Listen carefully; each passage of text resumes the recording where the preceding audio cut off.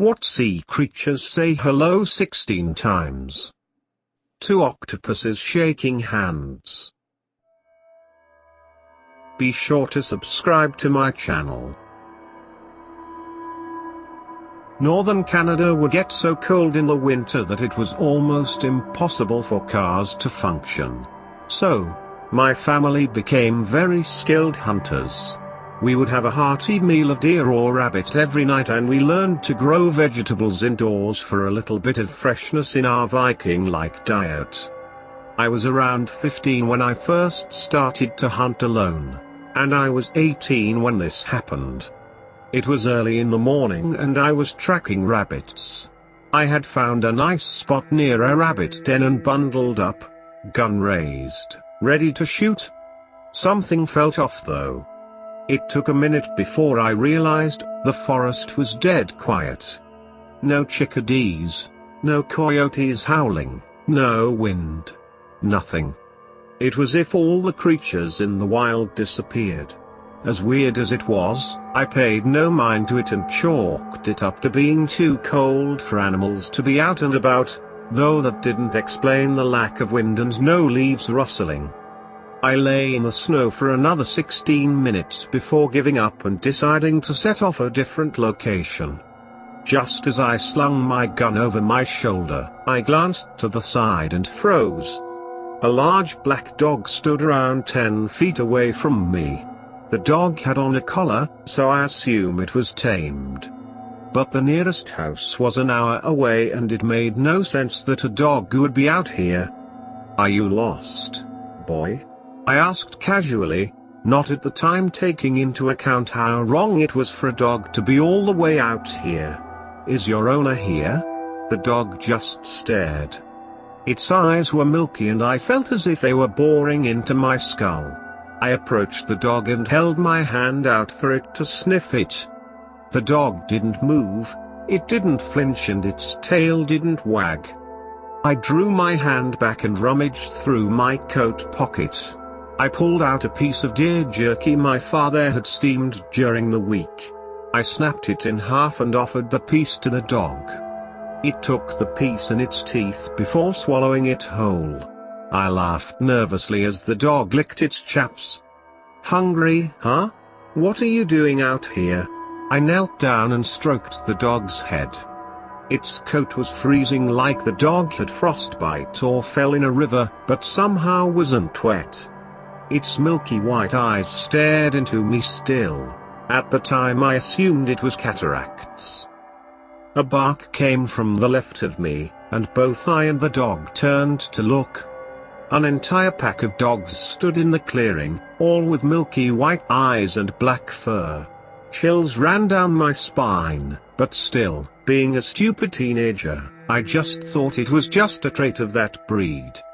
The dog looked back at me and licked my hand with a tongue that felt like ice before running over to the group. I watched as the pack moved on. The largest dog's eyes lingered on me, before following the others. I watched as they ran off out of the clearing. It was like a reset mode as soon as they left because the forest came back to life. I could hear chickadees, the rustle of wind through leaves and the scattering of nearby rabbits and shrews. I shot 3 rabbits and headed home, still curious about the dogs. A week later I asked why Dad about it, but he said that the neighbor's dog, Sombra, had been missing for months and everyone else either didn't have a dog that matched my description or just didn't have a dog in general. I thought that was very unnerving and didn't hunt for a while after that. The next time I saw the dog it was early spring.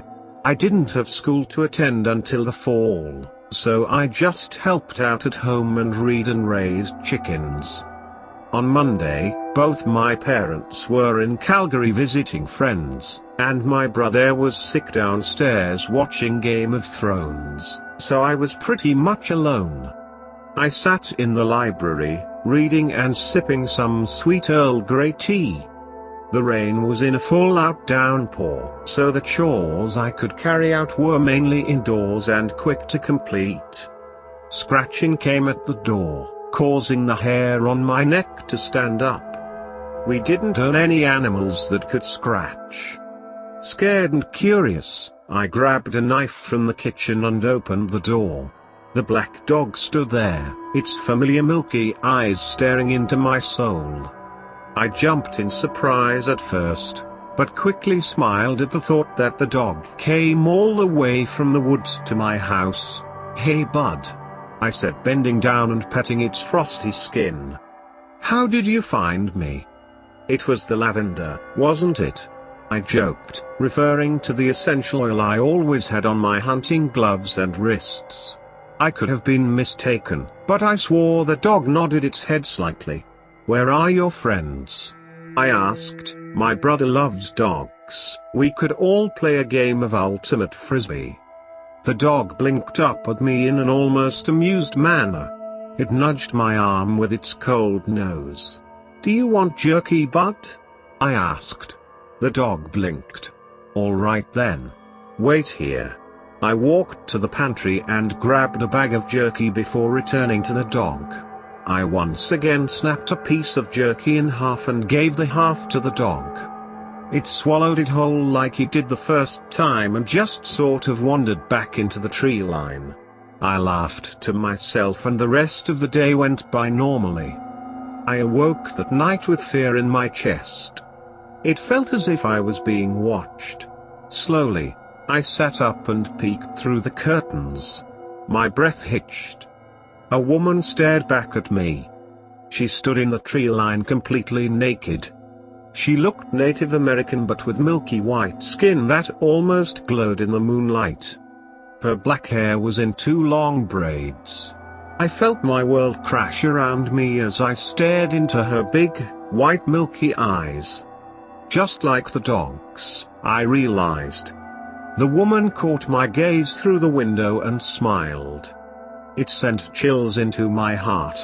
She walked to the window, almost as if approaching an old friend, and tapped onto the glass. I don't know why I did, but I opened the window out of pure curiosity. "Hey, are you okay, lady?" I asked, trying not to sound fearful. She just nodded and said something in a language that I couldn't pin down. I caught nighttime and forest, so it may have been Cree, but it sounded so ancient. "Do you want me to call the police?" She cocked her head to the side. I take it she couldn't understand the question. She took me by surprise when she took hold of my wrist and put a feather into my hand. Her hands were so cold that I shivered. Then she just turned and ran back into the woods. I awoke the next morning convinced that it was a dream, but I turned to find the feather on my dresser. I haven't seen the dog for a year now and I have no idea why the woman came to my window. I still have the feather and I still wear lavender oil. I don't know why the woman and the dog had the same eyes, but after doing some research, I learned about skinwalkers and I feel that that is what I encountered. But they weren't malevolent in any way, and I never felt threatened, only a bit uneasy and cold. And I don't know if this is related in any way, but I often find little presents on my windowsills like rabbit skin, and my parents are curious why dead owls keep appearing on the porch.